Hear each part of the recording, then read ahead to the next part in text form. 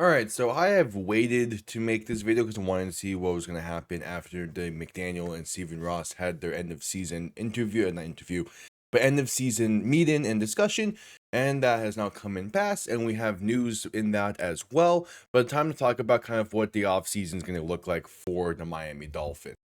Obviously, it all starts with the vacancy in GM. They've had a few months to prep for that. They have done their interviews, for at least first stage interviews, and they're beginning their second stage interviews as I'm recording this. So the main four options is interim GM Champ Kelly, who was with Miami over the past few months due to the firing of Chris Greer. I'm not really seeing him as a likely candidate, more so just we're gonna have him go into second rounds. That way it looks better for other opportunities after he is let go.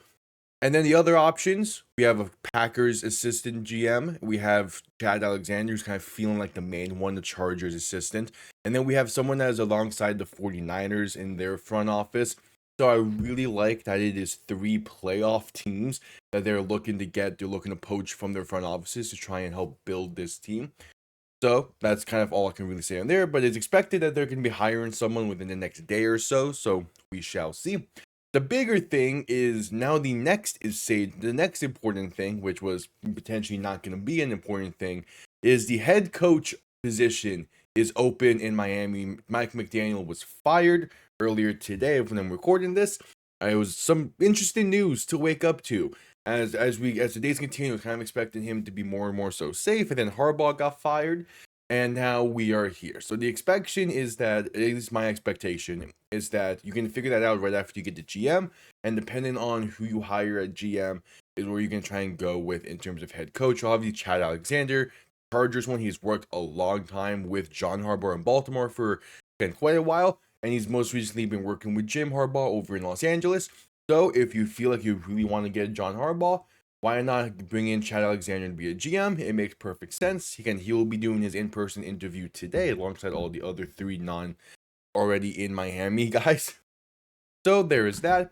There's some lingering reports that Matt LaFleur might be let go from Green Bay if they can't get a contract extension to work out, or if the Packers are one and done in the playoffs again. So if that's an option, then you would go with John Eric Sullivan, I believe is his full name. But then you would go with him and you keep them connected and working together. There's quite a few options, and even if you don't want to go with like guys who were getting released in this month specifically, Kevin Stefanski is available. Miami has been in ties a little bit with Jesse Winker as well. That could also explain the Chad Alexander interview and all that. John Gruden is just a name out there that a lot of Dolphins fans have been wanting to see if Miami goes for. I'm not too high on that side of things, but it's still definitely an option. And Vance Joseph is a name that's out there. Brian Dable could be someone to bring in. Kind of doubt that's the direction they go, though. We'll see. They're going to be hiring the GM first, and then will come the head coach and interviews and that side of things, which I'm fine with that being the direction to go with. The bigger thing is that they cleaned house, and this was a season that they needed to clean house afterwards. Now, no more half measures from this team. The way Steven Ross put it is he wanted a comprehensive rebuilding of the coaching staff and the front office, and I really like that. It's going to hopefully be in the benefit of this team going forward, as there's a ton of questions still on the actual roster itself. None bigger than Tua Tagovailoa. He got benched for the final 3 weeks of the season, and now he is seemingly going to be looking for a fresh start elsewhere. Biggest thing is, can you get a trade going with him, or are you going to have to deal with the entirety of the dead cap in one season when you release him?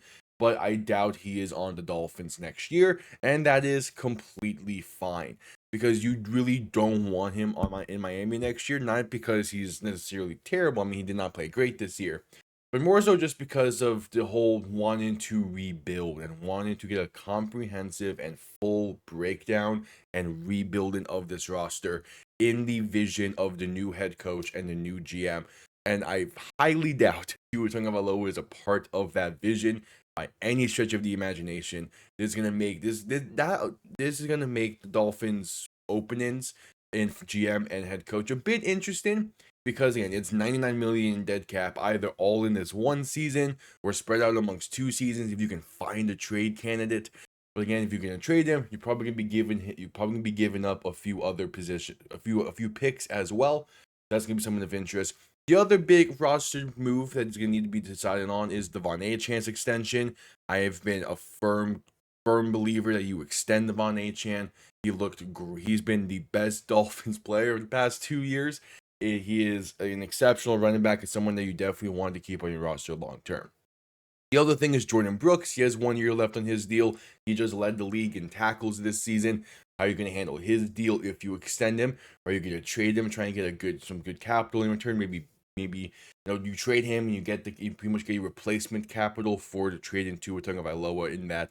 So that's going to be something to see. And then Jalen Waddle, his status is now completely up in the air because with Tua being gone and McDaniel being gone, and this team going seemingly into at least wanting to go in a direction that is very more bully ball based. Waddle does not really have a spot for that on this team. Obviously, he's still a fantastic receiver. We recently extended him long term. I would love for Waddle to be back because he is still a really good receiver. But is he going to fit what the new head coach, the new GM's vision for this team is going to be? There could be a massive fire sale, a big shakeup in the roster this offseason, or they could see that this team, has been technically a game back of the playoffs the past more so 2 games this year. But I've been relatively close to the playoffs the past 2 seasons. Obviously, not close enough. That's why guys are getting fired. But they're in a spot where, a few changes to this roster, you could probably make an early push and get that little bit of leeway from your first season making the playoffs. I kind of doubt that's kind of how they're going to view things, though, especially I think that's where Stephen Ross wants things to go in this, kind of want to get to that rebuild again. But at the same time, there's a ton of guys who are unrestricted free agents on this roster that played great last year, and I would like to see back. How are they going to handle those? There's a ton of guys who are just openly free agents and from other teams that could easily come in and make an instant impact. How is that going to unfair? The biggest thing is whoever they're going to sign to be a QB competition guy with Quinn Ewers, who I think will still be on this roster, is now completely up in the air. If McDaniel was to say, I was very confident in Jimmy Garoppolo being a potential there, but now you do have kind of a free lane to go target Malik Willis in the offseason if you want to go that direction, or whoever else the new GM and new head coach want to go after. The biggest thing is now Miami has a clean house for the first time in a long time. This is the first time in quite a while where a new GM and a new head coach are coming in at the same time. I think the last time was 2016 when Adam Gase and Chris Greer were hired to be the head coach and GM. And that 2016 season, Miami made the playoffs. I don't think they're going to do anything like that this upcoming season in 2026. But it's been a decade of consistency in GM and changes in head coach. Those did not work to get Miami over the hump to just winning a playoff game. So now they go clean house once again for the first time in a decade. It's going to be very interesting to keep track of. As the GM gets hired and all these other pieces get into place, there'll probably more so just be shorts on the channel about that, unless anything really massive happens as we're nearing the NFL playoffs. And my sleep schedule is going to be working to get it back into a solid spot. But I appreciate everyone tuning in. Those are just some very quick thoughts. Hope to see you all next time. Have yourselves a damn good one. Peace.